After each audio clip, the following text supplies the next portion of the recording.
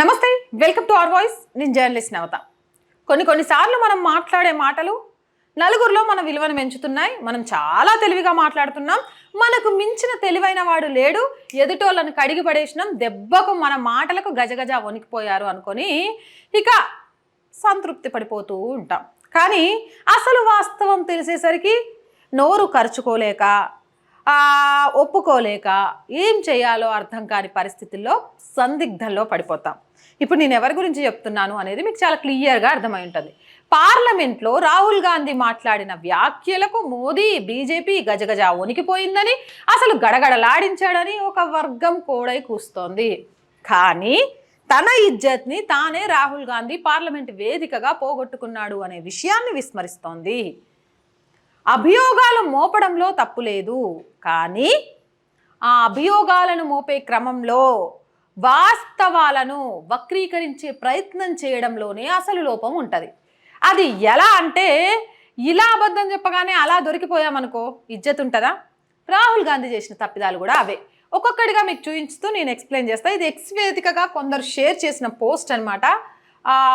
చోటా డాన్ అట, హౌ షేమ్లెస్లీ పప్పు is lying in parliament, 5 lies in his first speech as law. పప్పు అంటే చాలామంది చాలా ముద్దుగా రాహుల్ని పిలుచుకునే పేరు అదని. సరే చూద్దాం ఒక్కొక్కటి.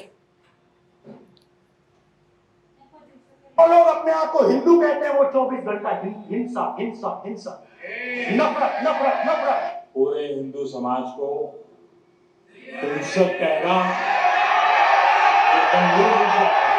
अग्निवीर शहीद हुआ. రైట్, ఫస్ట్ ఇది మాట్లాడుకుందాం మనం. సరే, ఇది వాళ్ళు చెప్తున్న లెక్క ప్రకారమే మనం మాట్లాడుకుందాం. బీజేపీని మాత్రమే అన్నాడు. బీజేపీ హిందూ అనుకుంటూ హింస హింస హింస చేస్తుంది అని మాట్లాడుతాడు. మరి ఎంఐఎం ఏమంటది? జై భరతమాత అనడానికి ఇష్టపడదు. అలాగే ముస్లిం సామాజిక వర్గం కోసం మాత్రమే పనిచేస్తుంది. మరి ముస్లిం అనుకుంటూ భారతదేశాన్ని అవమానపరుస్తూ జై పాలస్తీనా అన్నాడని విమర్శించలేకపోయా? అంటే హిందూ నాయకులంటే మాత్రం ఏముందిలే, వీళ్ళలో ఐక్యత ఏడ్చి సచ్చింది, కులాల వారిగా వీళ్ళు ఎప్పుడో విడిపోయారు కాబట్టి హిందూ అన్నా పెద్దగా పట్టించుకోరు. అదే ముస్లిమో క్రిస్టియనో జైనో బౌద్ధో అనంటే తాట తీసి ఓటేయకుండా ఇంటికి పరిమితం చేస్తారు. బట్ హిందువులు ఏం చేస్తారు? హిందూ నాయకుడు ఇట్లా చేసిండు, హిందూ నాయకుడు అట్లాంటోళ్ళు, బీజేపీ హిందూ, రాములోడు హిందూకే అని అన్నా కానీ మళ్ళీ ఎన్నికల టైం వచ్చేసరికి ఎస్సీ ఎస్టీ బీసీ అని విభజించి పాలించే మార్గాన కులాలను తీసుకొచ్చి రిజర్వేషన్లను ఇస్తా అంటే కక్కుర్తి పడిపోయి ఓట్లేస్తారు అనేది రాహుల్ అభిప్రాయం కాకపోతే ఎందుకు మాట్లాడిండు? పంజాబ్లో అమృత్పాల్ సింగ్ అనే ఒక దేశ ద్రోహిని పార్లమెంట్కు పంపించడానికి సిద్ధమైపోయారు. ఇలాంటి వాళ్ళ గురించి ఎందుకు మాట్లాడలే? ఒక జమ్మూ కాశ్మీర్లో ఒక దేశ ద్రోహిని పార్లమెంట్కి పంపించడానికి సిద్ధమైపోయారు ప్రజలు. సరే, అది దేనివల్ల జరిగింది అని పక్కన పెట్టేస్తే, నువ్వు మాట్లాడాల్సి వస్తే ఇలాంటి అనేక అంశాలు ఉన్నాయి కదా రేపు దేశానికి ఉపయోగపడుతూ ప్రజలు ఆలోచించేవి. కానీ హిందూ ధర్మంలో ఉన్న నాయకుల గురించే మాట్లాడగలుగుతున్నావు అనంటే హింస హింస హింస అది పచ్చి అబద్ధం. ఈ 10 ఏళ్లలో భారతదేశంలో ఎక్కడైనా మారణ హోమాలను మనం చూసామా? ఎక్కడైనా బాంబ్ బ్లాస్ట్లు చూసామా? ఉగ్రవాదుల తాట తీయడం చూసాం. ఎక్కడో పాకిస్తాన్లో దాక్కొని, ఇంగ్లాండ్లో దాక్కొని, లండన్లో దాక్కొని వాళ్ళు ఎట్లా చచ్చిపోతారో అర్థం కాకుండా ఒకప్పుడు భారతదేశం మీద విషం జిమ్మిన వాళ్ళంతా చచ్చిపోవడం చూస్తున్నాం. కానీ ఏడ హింస కనబడ్డదో నాకు రాహుల్కి అర్థం కాలే. మీకేమన్నా అర్థమైందా? అడ్డంగా దొరికిపోయిండు మొదటిసారి. ఇక రెండోది చూడండి. ब्लास्ट में शहीद हुआ, मैं उसे शहीद कह रहा हूं, मगर हिंदुस्तान की सरकार उसे शहीद नहीं कहती. उस घर को पेंशन नहीं मिलेगी, उस घर को कंपनसेशन नहीं मिलेगी. की सुरक्षा के दौरान यदि हमारा कोई अग्निवीर का जवान शहीद होता है तो उसके 1 करोड़ रुपए की धनराशि सहायता के रूप में उसके परिवार को मुहैया कराई जाती है. రైట్, నేను నిన్న దీనికి సంబంధించి ఫ్యాక్ట్ చెక్ చేశా. ఇండియన్ న్యూసా ఒక నేషనల్ ఛానల్ ఫ్యాక్ట్ చెక్ కూడా బయటేసింది. అగ్నివీర్లో ప్రాణాలు కోల్పోయిన ఒక కుటుంబానికి ₹1 కోటి సెంట్రల్ గవర్నమెంట్ అందించింది. అగ్నివీర్ పథకమే తప్పు అనేది రాహుల్ వాదన అయితే, అగ్నివీర్ లాంటి పథకాలు భారత్కి అవసరం అనేది చాలామంది యువత ఆలోచన. ఎందుకు అనంటే కొన్నిసార్లు యుద్ధం వచ్చినప్పుడు సైనికులు మాత్రమే కాదు, దేశంలో ఉన్న ప్రతి పౌరుడు సైనికుడిగా మారాలి. అలా సైనికుడిగా మారాలి అంటే ప్రతి పౌరుడిలో భారతీయ తత్వం, నేను భారతీయుడిని, భారతదేశం కోసం నా ప్రాణాలు అర్పించడానికి సిద్ధం అనే ఒక భావజాలం యుక్త వయస్సులోనే రావాలి. యుక్త వయస్సు 16-17 సంవత్సరాలే ఒక మనిషి యొక్క జీవితాన్ని నిర్ణయిస్తాయి. అవి సహేతుకంగా వెళ్తున్నాడా లేకపోతే దారి తప్పుతున్నాడా అని. అలాంటి సమయంలో దేశం మీద ప్రేమ కలిగించే విధంగా అగ్నివీర్ పథకంలోకి తీసుకొని వాళ్లకు యుద్ధ నైపుణ్యాలను నేర్పడంతో పాటు రేపు భారతదేశంలో ప్రతి పౌరుడు యుద్ధం చేయగలడు, ఈ దేశంతో యుద్ధం చేయడానికి భయపడిపోవాలి అనేలాగా తయారు చేయడంతో పాటు వాళ్లకు కావలసిన సౌకర్యాలను అందిస్తూ ఒకవేళ ప్రమాదం ఏదైనా జరిగితే ₹1 కోటి నష్టపరిహారం ఇస్తుంటే, అలాంటి అగ్నివీర్ భారతదేశంకి ఎస్పెషల్లీ రాహుల్ తరహా చూస్తే నాకేమనిపిస్తుంది అంటే భారతదేశాన్ని కాపాడడానికి అడ్డుగోడల్లాగా సైనికులు ఉండడం అస్సలు నచ్చదేమో అనిపిస్తుంది ఒక్కొక్కసారి ఆయన మాటలు వింటుంటే. అలాంటి అగ్నివీర్ విషయంలో కూడా ఎంత ఘోరంగా మాట్లాడిండు. అసలు ఒక నిమిషం అది సెంట్రల్ గవర్నమెంట్ మోదీ ప్రభుత్వం తీసుకొచ్చింది అనేది పక్కన పెట్టేసి ఒక మనిషిగా ఆలోచించు, ఒక భారతీయుడిగా ఆలోచించు. ఆ పథకం అవసరం ఉందో లేదో నీ అంతరాత్మను అడుగు, నీ మనస్సాక్షిని అడుగు, మీ అమ్మని అడుగు, చెప్పుద్ది. మొన్న ఎక్కడో యుద్ధం జరిగితే ఆ దేశంలో ఉన్న పౌరులంతా కూడా గన్నులు తీసుకొని యుద్ధం చేసిండ్రట. 16 సంవత్సరాల వయసులో నీ కొడుకు దేశం కోసం ప్రాణాలను పణంగా పెట్టి యుద్ధం చేస్తున్నాడు అనేది నచ్చుద్దా? లేకపోతే పాశ్చాత్య సంస్కృతి అని ప్రతి ఒక్కరిని అనట్లే జీవితాలను నాశనం చేసుకుంటున్న వాళ్ళ వైపు గురించి మాట్లాడుతున్నా, నచ్చుద్దా? పోయేదేముంది కొన్ని సంవత్సరాలు దేశం కోసం బార్డర్లో, ఆ తర్వాత ఎప్పుడు దేశం మీద ఎవడు కన్నెత్తి చూడాలన్నా దేశం లోపల ఒక క్రమశిక్షణతో యుక్త వయసు పూర్తయి వస్తే వాడు ఎంత మేధో సంపత్తితో తమ జీవితాన్ని మలుచుకోగలుగుతాడు, ఎంతమందికి ఆదర్శంగా ఉండగలుగుతాడు, తన తల్లిదండ్రులకు తన ఊరికి ఎంత పేరు తెచ్చిన వాళ్ళు అవ్వగలుగుతారు. అమ్మాయి అబ్బాయి అనే తేడా లేకుండా మినిమం కామన్ సెన్స్ లేకుండా మాట్లాడితే ఎట్లా? ₹1 కోటి నష్టపరిహారం ఇస్తున్నాను. నిన్ననే చూసాను నేను, ఆ ఆర్టికల్ సేవ్ చేద్దామనే లోపే మిస్ అయిపోయింది. ఒక నేషనల్ ఛానల్ ఫ్యాక్ట్ చెక్ కూడా చేసింది. ₹1 కోటి నష్టపరిహారం ఉత్తరప్రదేశ్ और మధ్యప్రదేశ్లో ఒకళ్ళకి అందింది కూడా. कंट्रोलर किसके हाथ में? जिस भी माननीय सदस्यों को आग्रह किया जाता है बोलने का वो बोला जाता है, और जिसको आग्रह नहीं किया जाता उसका माइक चालू नहीं होता. आप बोल పాపం రాహుల్ గాంధీ అంట, రాహుల్ इकडे आपका माइक कभी बंद नहीं हुआ. आसन पे व्यक्ति पर माइक का कंट्रोल नहीं होता. किसान ने అసలు ఈయన మాట్లాడే మాటలు ఎవరికైనా ఉపయోగపడేవా? ఈయన గొంతు నొక్కాల్సిన అవసరం ఏంది? ఈయన గొంతు ఎంత వినిపిస్తే అంత అడ్డంగా దొరికిపోతాడు రాహుల్, కాదంటారా?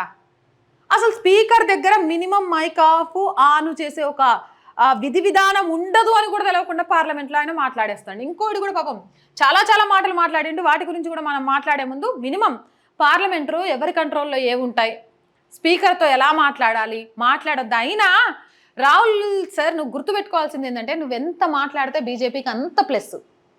నిజంగా చెప్పాలి అంటే బీజేపీకి ఎవరైనా సరే క్యాంపెయినర్, స్టార్ క్యాంపెయినర్ ఉన్నారు అంటే అది రాహులే. రాహుల్ మాట్లాడే ప్రతి మాట బీజేపీని ఒక మెట్టు పైకెక్కిస్తుంది తప్ప ఒక్క మెట్టు కాదు కదా, ఒక్క అంగుళం కూడా కిందికి దించదు. ఆ విషయం అందరికీ తెలుసు. అలాంటప్పుడు నీ గొంతు నొక్కేయడం కోసం ఎందుకు ప్రయత్నం చేస్తారు? ఇలాంటివి మాట్లాడితే మరీ సిల్లీగా స్కూల్ పిల్లలాగా అనిపించదు? कि हर प्रोडक्ट के लिए सही प्राइस मिलती है, हमें भी एमएसपी दे दीजिए. और आप लोगों ने कहा एमएसपी नहीं मिलेगी. एमएसपी सरकार दे रही है और ये मोदी जी की सरकार है. उत्पादन की लागत पर कम से कम 50% जोड़कर एमएसपी दी जा रही है. So I'd like to start by showing an image. Right. ఎంఎస్పీని మోదీ ప్రభుత్వం వచ్చిన తర్వాతే 14 రకాల పంటలకు నిర్ణయించి కేంద్ర ప్రభుత్వమే డైరెక్ట్గా కొంటోంది. మద్దతు ధర ఈ ఎంఎస్పీని దరిదాపు ఈ మధ్యకాలంలో 14 పంటలకు చేశారు. అంతేకాదు డైరెక్ట్గా కేంద్రమే పంట కొనుగోలు చేస్తోంది చాలా చోట్ల. కొన్ని చోట్ల రాష్ట్ర ప్రభుత్వాలు మేము కొనుగోలు చేసి మీకు ఇస్తామన్నా కూడా రైట్, రాష్ట్ర ప్రభుత్వం మధ్యవర్తిత్వం, ఒక బ్రోకర్ లాగా మధ్యవర్తిగా ఉండి రైతు నుంచి కొని కేంద్ర ప్రభుత్వానికి అందిస్తోందే తప్ప అందులో నష్టం రాని ఇంకేదైనా కానీ భరించడానికి రాష్ట్ర ప్రభుత్వాలు కూడా సిద్ధంగా లేవు. ఇంత భరిస్తూ ఎంఎస్పీ ఇస్తుంటే ఈయన ఎంఎస్పీ గురించి పార్లమెంట్ వేదికగా తప్పులు మాట్లాడితే ప్రజలకు అర్థం కావా? బోనస్లు ఇస్తా అని చెప్పింది, ఎంఎస్పీ కాక బోనస్లు ఇస్తా అని చెప్పింది. మరి కాంగ్రెస్ పాలిత రాష్ట్రాల్లో ఎన్ని చోట్ల బోనస్లు ఇస్తున్నారు? 14 పంటలకు చెక్ చేసుకోండి, తేడా ఉంటే బీజేపీ గవర్నమెంట్, సెంట్రల్ గవర్నమెంట్ 14 పంటలకు ఎంఎస్పి ఇస్తోంది, మద్దతు ధర, కనీస మద్దతు ధరని ఇస్తోంది. మరి బోనస్ ఇస్తాను పంట మీద అని చెప్పిన కాంగ్రెస్ ప్రభుత్వం ఏ ఏ రాష్ట్రాల్లో ఎంత బోనస్లు ఇస్తోంది అనేది చెప్పాలి. ओवर रेफ्यूज सर, शिवजी की फोटो नहीं दिखा सकते सर? एक मिनट वाले सदस्य, आपने कहा इस नियम प्रक्रिया से सदन चलना चाहिए। नियम प्रक्रिया में कोई भी प्ले कार्ड, कोई भी चिन्ह को सदन में नहीं दिखाया जा सकता। రైట్. రాజ్యాంగాన్ని పట్టుకొని పదే పదే మాట్లాడితే రాహుల్కి అసలు ఆ రాజ్యాంగంలో ఉన్న నిబంధనలు, ఆ రాజ్యాంగంలో ఉన్న విధి విధానాలు, ఆ రాజ్యాంగంలో ఉన్న ఆర్టికల్లు, ఆ రాజ్యాంగం ప్రకారం వచ్చిన చట్టాలు తెలుసా? ఒక ఆయన అడిగిండు నిన్న పార్లమెంట్లో, ఆయన పేరు గుర్తురాట్లే, అనురాగ్ ఠాకూర్, ఎన్ని పేజీలు ఉంటాయో తెలుసా రాజ్యాంగంలో అని. మినిమం అనురాగ్ ఠాకూర్ అడిగిన ప్రశ్న అది కూడా తెలియదు. ప్లకార్డులు కానీ ఇలాంటి ప్రతిమలు కానీ ఏవి కూడా పార్లమెంట్లో బహిర్గతం చేయడానికి వీల్లేదు. అంటే మినిమం రూల్స్ కూడా తెలుసుకోకుండా, రాజ్యాంగంలో ఏముందో తెలుసుకోకుండా రాజ్యాంగాన్ని పట్టుకొని ఈయన మాట్లాడుతున్నాడంటే ఈయన తెలివితేటలను ఏమందాం మనం?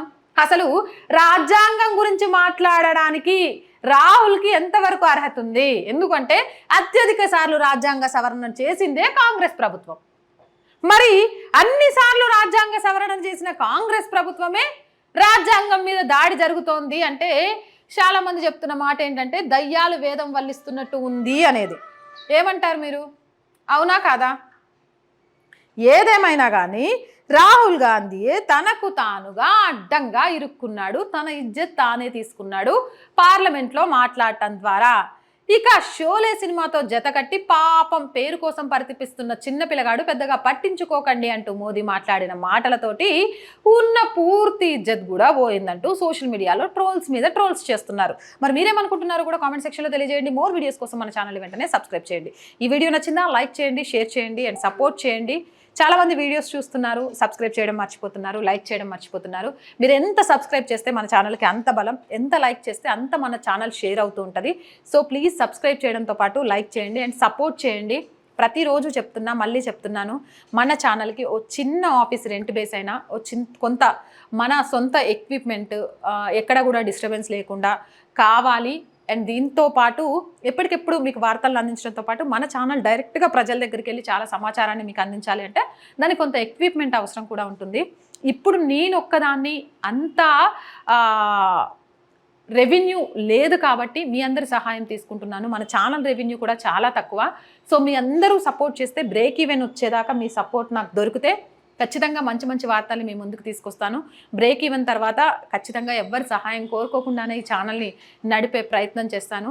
ఇప్పుడు మీ అందరి సహకారం ఉంటే మాత్రం మంచి మంచి విషయాల్ని మీ ముందుకు తీసుకురావడానికి 100% మీ గొంతుకను నా గొంతుకగా మార్చుకొని ఛానల్లో ప్రతి విషయాన్ని ఎలాంటి భయం లేకుండా వాస్తవాలను వాస్తవాలుగా చూపిస్తాను. సో ప్లీజ్ సపోర్ట్ చేయాలి అనుకుంటే సబ్స్క్రిప్షన్ పక్కనే జాయిన్ అనే ఆప్షన్ కనిపిస్తుంది. 1 to 5 లెవెల్స్ ఉంటాయి. ఏదో ఒక లెవెల్లో సపోర్ట్ చేయండి. లేదా స్క్రీన్ మీద గూగుల్ పే, ఫోన్పేతో పాటు అకౌంట్ డీటెయిల్స్ కూడా ఉన్నాయి. అలా అయినా సపోర్ట్ చేయొచ్చు. మీ వ్యాపారాలను విస్తరించుకోవడం కోసం యాడ్స్ రూపంలో కూడా మన ఛానల్కి సపోర్ట్ చేస్తూ సహకరించవచ్చు. అలాగే మీ వ్యాపార రంగాన్ని కూడా విస్తరించుకోవచ్చు. మార్కెటింగ్ యాడ్స్ కోసం 8328500576 నెంబర్కి సంప్రదించండి. So please subscribe our channel, support our channel. జై భారత్.